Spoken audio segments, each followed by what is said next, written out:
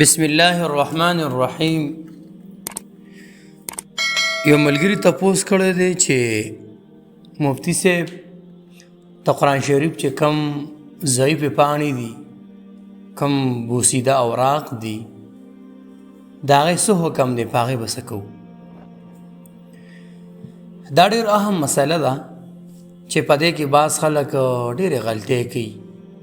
دا خبره لږ وضاحت سره کوو چې کم د قرآن مجید ضعیف پاڼې دي چې هغه د قرآن شریف نه جدا شوي دي یا بوسیده شوي دي، د هغې حکم دا دی چې هغه صفحات د قرآن مجید دی راجمع کړی شي، په یو کپړه وغیره کې دی بند کړی شي.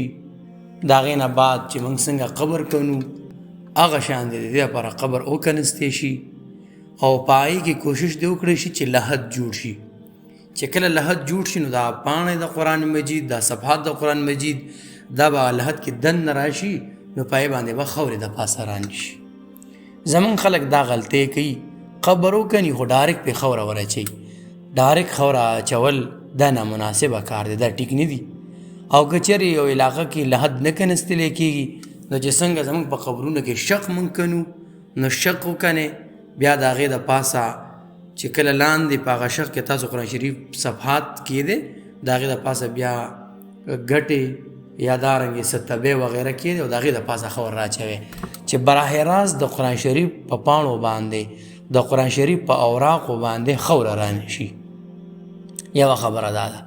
دویمه خبره دا ده چې مخکې زمانه کې به د قرآن شریفونه خلکو سمندر ته یا اوبو ته سیندونو ته بیا اچول، د دې ګنجایش خو لیکن نن سبا دا نه دي پکار. اگر چې د دې خبرې ګنجایش شته خو لیکن مناسب نه دي چې وشي. ولې؟ وجه څه ده؟ د هغې وجه دا ده چې مخکې زمانه کې قرآن شریفونه دا به د عام د سی لیکلو، نو چې کله به هغه مونږ کوي ته یا اوبو کې مونږ ور واچول نو هغې نه به هغه صحیح لاړه، کاغذونه به صفا شو، د قرآن مجید هغه الفاظ به دې ختم شو. چونکې نن سبا د قرآن شریف چې کم الفاظ دي دا کمپیوټرایز دي، نو دا په اوبو سره نه ختمیږي. نو موږ یې اوبو ته ورولو نو هغه چېرته بیا یو سیټ ته راشي نو هغه الفاظ د قرآن مجید میټو نشي. نو لہذا د اوبو نه په اوبو کې ور اچولو نه یا دارنګې بعض خلک یې سیزي، د سیزلو نه احتراز پکار دی. د اوبو د اچولو نه بهتره دا ده چې هغې دپاره قبر وکنستی شي، او په قبر کې څنګه چې موږ یو احترام سره یو میت خخو، دارنګې په احترام سره دا قرآن شریف اوراق خخول پکار دي. خو داسې چې تاسو ته ما څنګه وي چې براه راست په دې باندې خاورې رانشي.